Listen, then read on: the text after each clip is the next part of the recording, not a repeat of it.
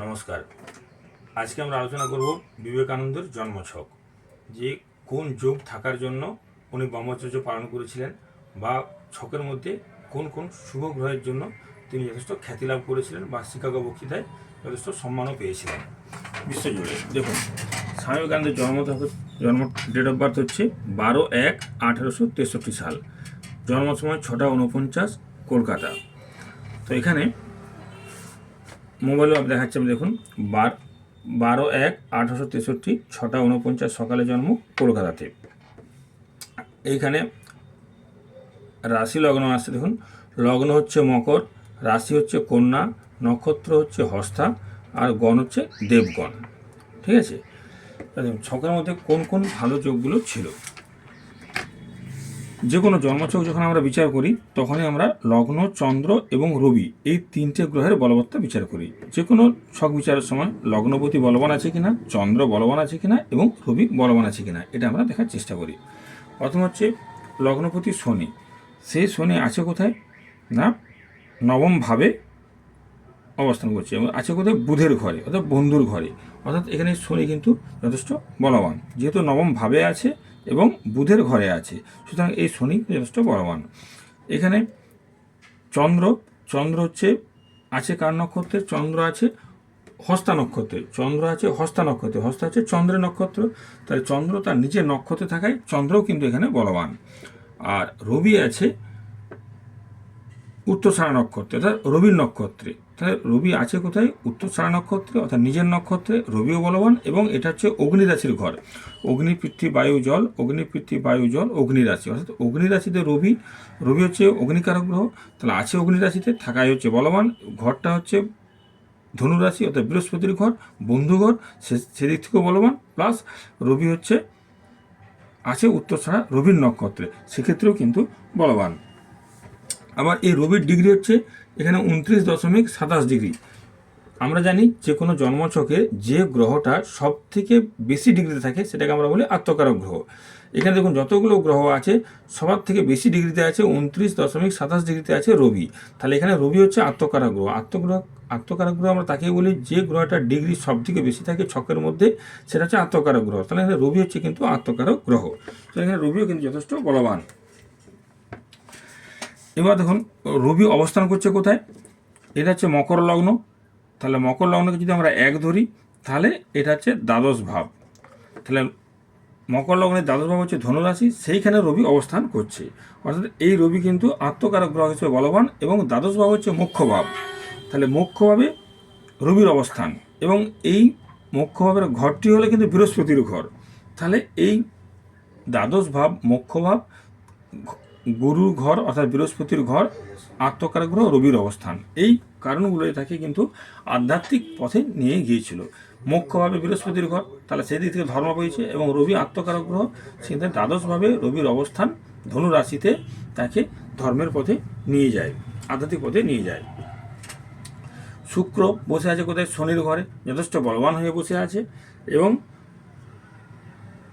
এখানে শুক্র যথেষ্ট পাওয়ারফুল, তাহলে শুক্র যদি পাওয়ারফুল থাকায় যদি কারো লগ্নে শুক্র পাওয়ারফুল অবস্থায় থাকে তাহলে সে যথেষ্ট দেখতে সুন্দর হয়। অর্থাৎ বিবেকানন্দজির চোখ ছিল খুব সুন্দর দেখতে এবং চেহারাও ছিল কিন্তু খুব সুন্দর এবং যথেষ্ট তিনি যথেষ্ট সুন্দর দেখতেও ছিলেন এবং সঙ্গে বুধ থাকায় তিনি যথেষ্ট কৌতুকপ্রিয় ছিলেন। বুধ হচ্ছে আমরা বলি না বাচ্চাদের কারক গ্রহ, সেই হিসেবে তিনি যথেষ্ট কৌতুকপ্রিয় ছিলেন।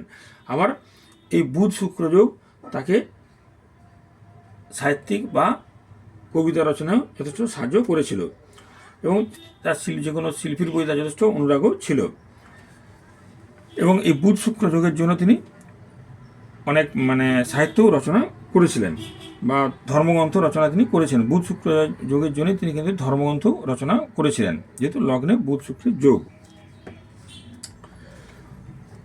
আবার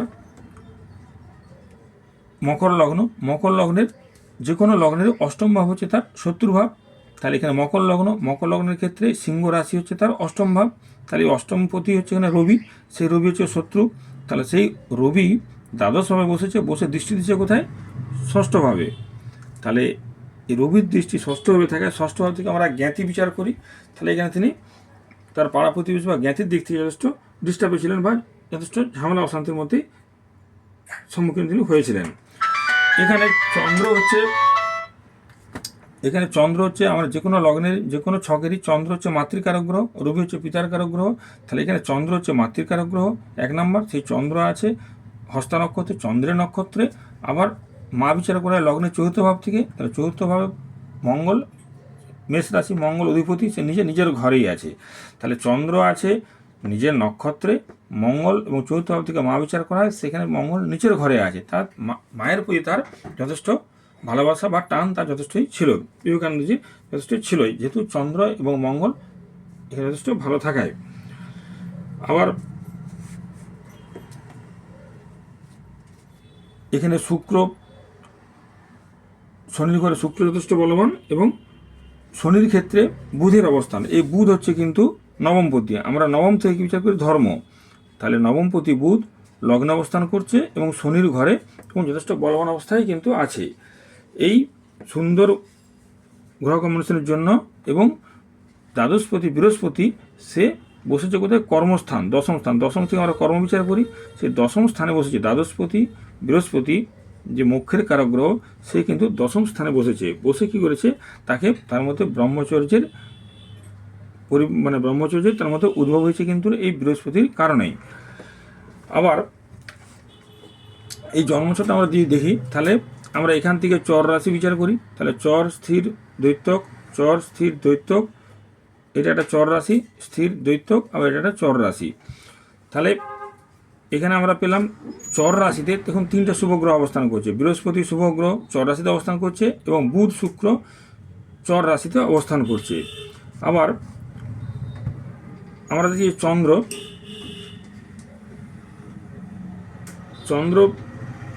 যদি আমরা লগ্ন ধরি, তাহলে চন্দ্র লগ্নের দশম ভাব হচ্ছে এটা। চন্দ্রকে যদি আমরা লগ্ন ধরি, তাহলে এটা হচ্ছে সপ্তম, অষ্টম, নবম, দশম, এটা হচ্ছে দশম ভাব।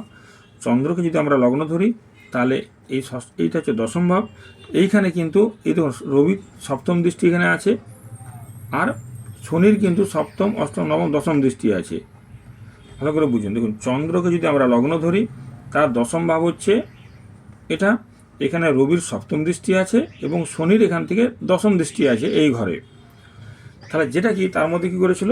যে ঈশ্বর ভক্তির, দেশপ্রেম এবং গরিব মানুষের সেবা করার প্রবণতা তার মধ্যে কিন্তু তৈরি করেছিল এই দশম ভাবে রবি শনির দৃষ্টি এবং চর রাশিতে 3টে শুভগ্রহের অবস্থানের কারণে।